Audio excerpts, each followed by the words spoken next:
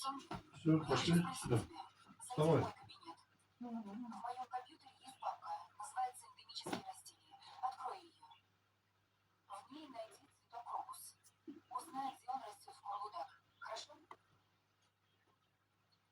Ладно, я жду.